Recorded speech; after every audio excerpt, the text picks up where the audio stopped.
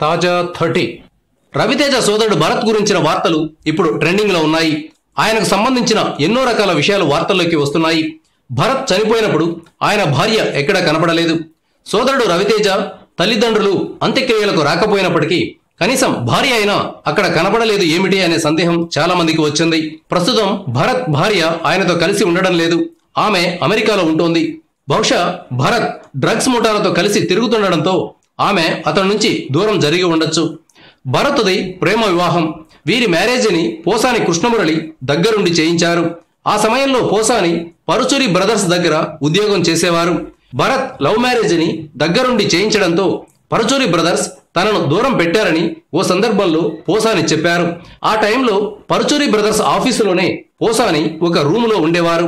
తనకే ఠికానా సరిగా లేదు. అలాంటిది ప్రేమ వివాహాలు చేస్తుండడంతో పరుచూరి బ్రదర్స్ కు చిర్రెత్తుకొచ్చింది. పోసానిని ఉద్యోగం నుంచి తీసేశారు.